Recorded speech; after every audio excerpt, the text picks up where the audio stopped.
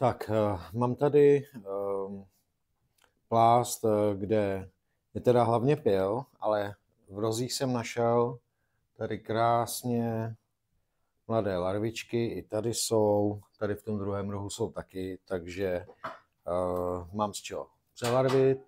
První, co dělám, tak je, že si teda umyju ruce, aby mi něčím nebyly cítit, čistou vodou, a pak si do těch navoněných misek dám vodu.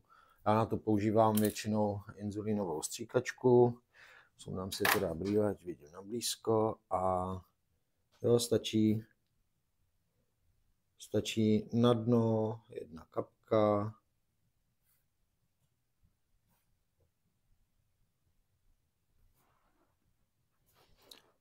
Jsou na to dobré i takové mini pipetky. Jo, ty mám doma, plastové. Dá se to udělat i jenom třeba špejlí, kterou namáčíte, ale to mám radši takhle. Tak.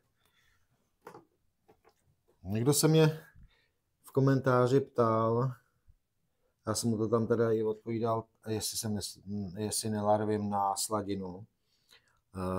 Jednak mi to přijde zbytečné, když mi funguje voda, a za druhé, když larvím a je teplo, tak to chvíli trvá, než třeba nalarvím všechny ty lišty, a ono potom, když se část odpaří, tak se docela ta sladina může nakoncentrovat, bych odhadoval teda. Takže pro mě je zbytečné. Jo, já mám takhle dopředu připravené, já už to většinou mám dopředu, ale jenom jsem to chtěl ukázat. Tak, používám teď nejčastěji tyhle ty čínské, jejich úpravu, aby byly použitelné, tak jsem v nějakém videu zveřejňoval.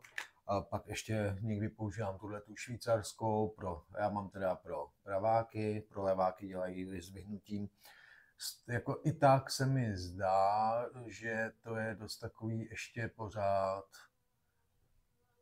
pořád silný na nabírání. Takže jedeme Čínou a mám baterku. Pěkně si zkoncentruju. Ona jde zazumovat, takže vám tady udělá takový čtvereček a já si tady vyberu hodné larvičky. Takže letošní první larvení. Tak projdu si, jak to vypadá. To je super. Z tmavšího díla se vám vždycky larví lépe, protože jsou podstatně lépe vidět. Někdo si na ně může pořídit, takové ty brýle nebo stolní lupu. Tam se samozřejmě musí naučit správně skoordinovat ten pohyb s tím zvětšením, aby se na to mozek zvykl. Tak.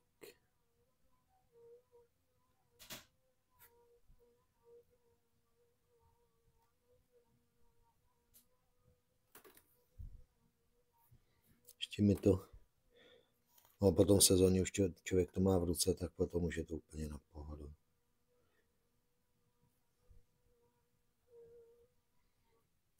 No, ne, tady takový se šoupávátko, ale já ho v podstatě nepoužívám, protože na tu kapku se ta larvička krásně chytne. Tak, ok.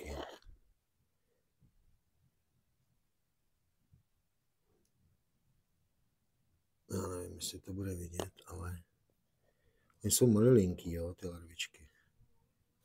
Já ji zkusím.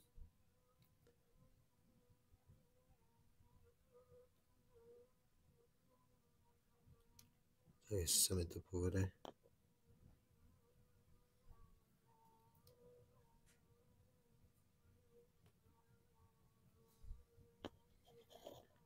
No, tady byla taková pěkná. Tady.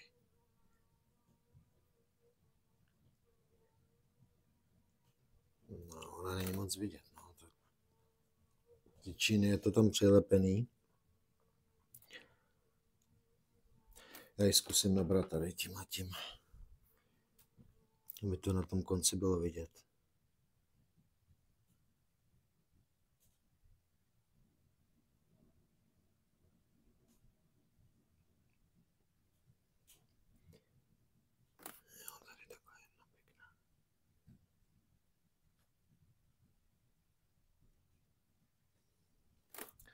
Ona je opravdu malilinká, jo. No, to nechce zaostřit. To je prostě taková nitka jenom.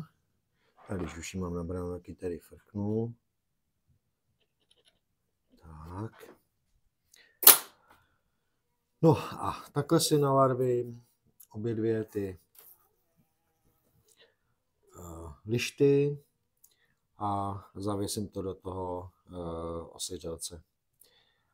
Takže potom v sezóně, když už mám ten cvik a mám to v očích, tak pak už jedu tak, jo, dá se to. Obzvlášť, když už máte třeba na tom plástu plod stejného stáří, tak to jde rychle, tady už přece jenom musím vybírat a jak jsem zmiňoval, je dobré si prostě dát do prostřed plodového tělesa nějakou pěknou žemlovku, žemlovou souš, ta matka to zaklade, ohlídat si stáří těch larviček a pak to máte v podstatě všechno ve stejném stáří a pak už to jde krásně přelarvovat. A protože to mám neplánovaně, takže já jsem žádnou takovouhle souš do prostřed plodového tělesa nedával, musel jsem si vyhledat teda larvičky vhodného stáří. A takže tady musí člověk prostě víc vybírat. Dobrá, takže pak se uvidíme zase u vložení série do toho osiřelce.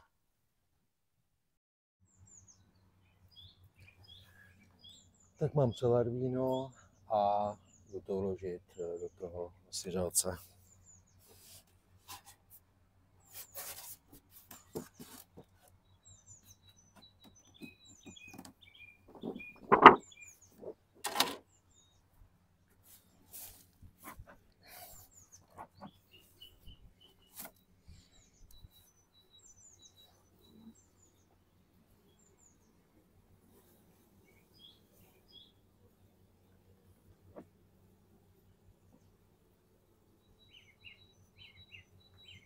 No, je tam dost včelek, což je super. Takže si položíme první nalarvenou lištu.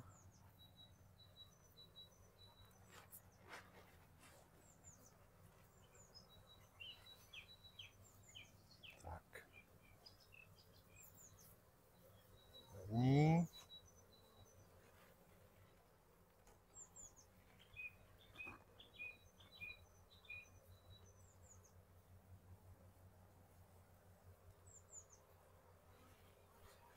Druhá.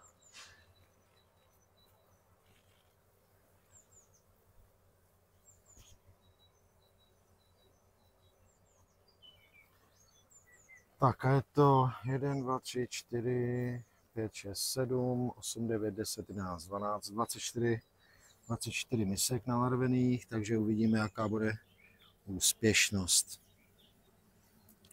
Vložíme a teď už je to na včelkách. Ještě spouknu, ať nemačkám tu folii. Tak.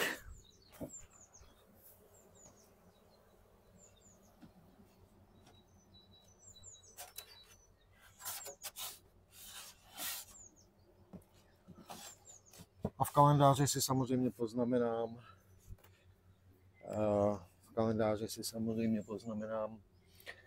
kdy jsem larvil. A určitě většina z vás zná ten kruhový kalendář ještě na chov matek, takže tam si to posunu na dnešní den. Přelarvení a 10. den tak je klíckování. Za 12 dní by se měly vylíhnout matky. Ale já teda počkám jenom do okamžiku, kdy tam budou ty matečníky zavíčkované a čerstvě zavíčkované matečníky dám do líhně.